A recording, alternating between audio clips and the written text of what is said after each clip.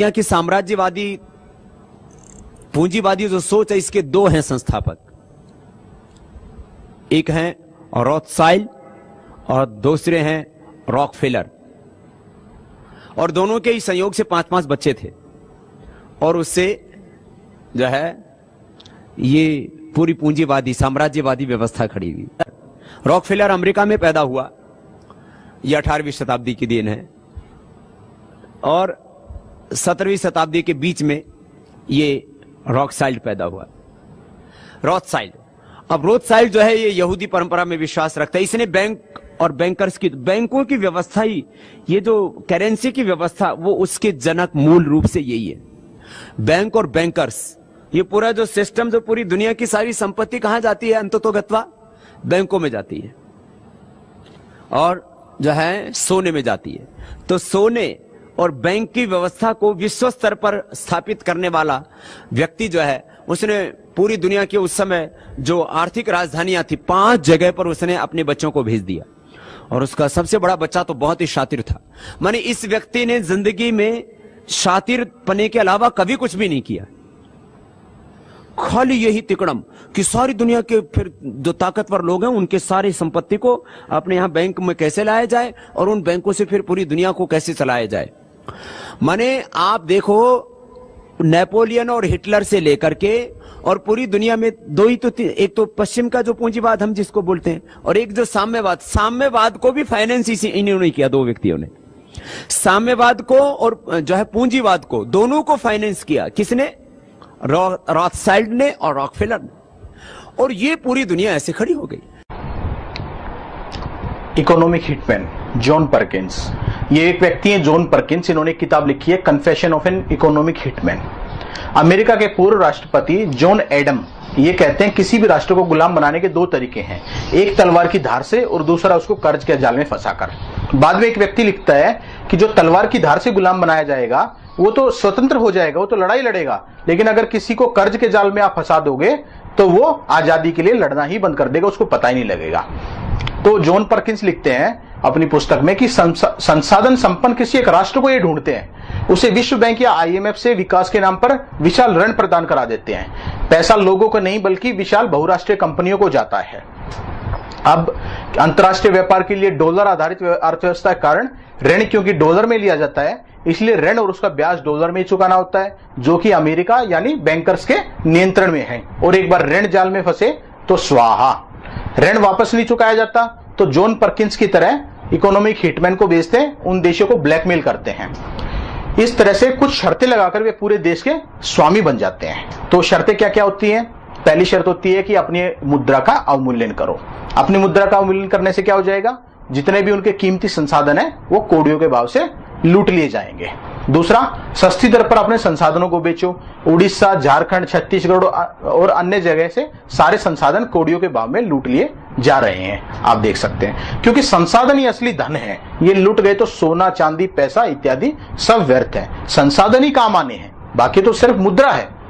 तो अगली शर्त इनकी होती है कि FDI के माध्यम से निजी अमेरिका या बहुराष्ट्रीय कंपनियों के लिए बैंकों, बिजली कंपनियों, शिक्षा प्रणाली, जल बोर्ड, बीमा कंपनियों को बेचें। जबकि हमें FDI की जरूरत नहीं है, फिर भी जबरदस्ती ये शर्त लगाते हैं। उनका युद्ध में साथ दो, सेना के लिए एक मिलिट्री बेस का निर्माण करो, संयुक्त राष्ट्र में मतदान में उनका साथ दो। तो इस तरह की कुछ शर्तें लगा देते हैं। तो क्या करते हैं कि इकोनॉमिक हिटमैन पहले आपको भ्रष्ट करके आर्थिक साम्राज्य के अधीन रहकर उनके इशारों पर काम करने के लिए कहेगा। मान लीजिए आप उनके आर्थिक साम्राज्य से भ्रष्ट नहीं होते हैं, तो वो क्या करते हैं कि आपको मारने के लिए लोग भेजेंगे वहां से, और देश की सत्ता उखाड़ फेंकने की कोशिश करेंगे, या तो जनता के माध्यम से या सेना से ही तख्ता पलट करवाया जाएगा। पर मान लीजिए कि किसी देश के राष्ट्रपति या प्रधानमंत्री के साथ जनता और सेना पूरी तरह से साथ है और उसकी सुरक्षा इतनी मजबूत है कि वह मारा नहीं गया, तो उसके साथ क्या करेंगे कि वे उसको बदनाम करेंगे, और बदनाम करके युद्ध के माध्यम से उसको उखाड़ फेंकेंगे। तो येन केन प्रक्रेन, वे किसी न किसी तरह से हर देश को अपने अधीन करके छोड़ते हैं। तो इसका उदाहरण मिलता है, कुछ उदाहरण हम प्रस्तुत करते हैं। ईरान 1953, लोकतांत्रिक ढंग से मोसादेक ईरान के राष्ट्रपति चुने जाते हैं। तो टाइम मैगजीन ने उन्हें मैन ऑफ द ईयर घोषित किया था उस समय। तो मोसादेक ने तेल कंपनियों से ईरान के लोगों को लाभ पहुंचाने की घोषणा की, जिससे अमेरिका खुश नहीं था। तो करोड़ों डॉलर के साथ सीआईए एजेंट कर्मिट रोजवेल्ट को भेजा गया और ईरान में विद्रोह करवा दिया गया।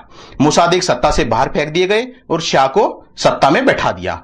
तो यह देशों की जोड़ तोड़ करके साम्राज्य बनाने का एक नया तरीका बन गया। अब वो सीधे सीधे गुलाम नहीं बनाते हैं, वो सिर्फ वहां उस देश की सत्ता को ही अपने कब्जे में कर लेते हैं। लोग उसी देश के होते हैं परंतु सत्ता उनकी होती है।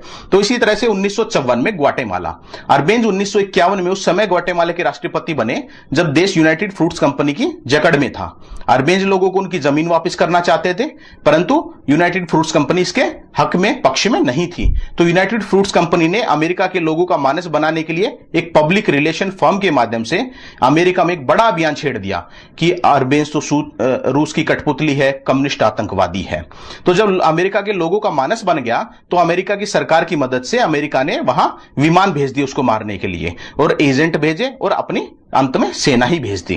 तो इस तरह से अरबेंज को मार गिराया। यह चिले 1973, यह एनसीईआरटी की 9वीं कक्षा की पुस्तक का एक पाठ है जिसमें साफ साफ लिखा है कि चिले को किस तरह से अमेरिका ने चिले में किस तरह से आयेंदे को अमेरिका ने उखाड़ फेंका।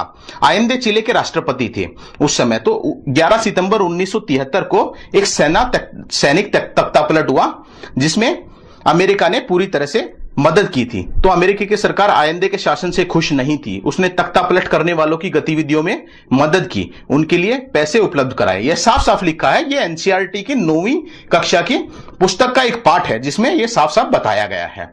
तो इसी तरह से इक्वाडोर 1981, जेम रोल्दस ने इक्वाडोर के संसाधनों को लोगों की मदद करने के लिए इस्तेमाल करने का वायदा किया। यह सुनिश्चित करने के लिए वह चुनाव लड़ा और वह अब तक के रिकॉर्ड मतों से वहां का राष्ट्रपति बना।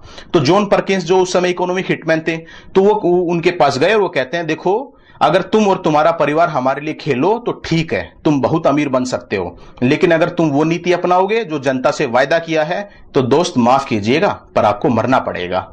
तो एक विमान दुर्घटना में इनकी मृत्यु हो गई और जैसे ही विमान दुर्घटनाग्रस्त हुआ वैसे ही पूरे क्षेत्र को घेर लिया गया और वहां के पास के एक बेस से सिर्फ अमेरिका सेना को ही वहां जाने की अनुमति थी। तो कुछ लोगों ने देखा कि जो विमान है वो एक मिसाइल से दुर्घटनाग्रस्त कराया गया है। तो उनसे पूछा कि क्या आप इसकी गवाही दोगे? तो हाँ, गवाही देंगे लोगों ने उनका। तो जो गवाही देने से पहले ही मुख्य जो 2 गवाह थे उनकी कार दुर्घटना में मृत्यु हो गई। इसको आप समझ सकते हैं कि वो दुर्घटना थी या वो हत्या कर दी गई उनकी। तो पनामा 1981, तो पनामा के राष्ट्रपति उमर टोरिजस बहुत ही करिश्माई व्यक्ति था। वह वास्तव में अपने देश की मदद करना चाहता था और जब जॉन परकिंस ने उसे रिश्वत देने की कोशिश की तो बोला देखो जॉन, मुझे पैसा नहीं चाहिए, मैं बस यही चाहता हूं कि मेरे देश के साथ अच्छा बर्ताव किया जाए। मैं चाहता हूं कि अमेरिका उस सारे विनाश की भरपाई करे जो उसने मेरे लोगों का किया है। मैं एक ऐसी स्थिति में होना चाहता हूं जहां मैं अन्य लैटिन अमेरिका देशों को उनकी स्वतंत्रता दिलाने और संयुक्त अमेरिका की इस भयानक उपस्थिति से मुक्त कराने में मदद कर सकूं। आप हमारा बुरी तरह से शोषण कर रहे हो। मैं तो बस पनामा लोगों के हाथों में पनामा नहर वापस दिलाना चाहता था। और हां, मुझे रिश्वत देने की कोशिश मत करो, मुझे अकेला छोड़ दो। 1981 की मई में जेम रोल्दस की हत्या हो गई थी और उमर को भी इसके बारे में पता था। तो उमर ने अपने परिवार को एकत्रित किया और कहा कि शायद अगला मैं हूं, लेकिन ठीक है, मुझे लगता है मैं जो करने आया था वो मैंने कर दिया। मैंने पनामा नहर पर बातचीत की है, नहर अब हमारे हाथ में होगी। उसी वर्ष की जून में 2 महीने बाद वह भी एक विमान दुर्घटना में मारा गया। टोरिजस के सुरक्षा गार्ड ने अंतिम क्षण में उसे एक टेप रिकॉर्डर सौंपा था जिसमें एक बम था। तो इसी तरह से वेनेजुएला, बहुत सारे लोग जानते हैं वेनेजुएला में क्या हुआ था। 1998 में हुगो चेवेज वेनेजुएला के राष्ट्रपति बनते हैं और वह भी मुख्य रूप से वेनेजुएला के तेल को वेनेजुएला के लोगों के लिए इस्तेमाल किए जाने के वायदे के कारण।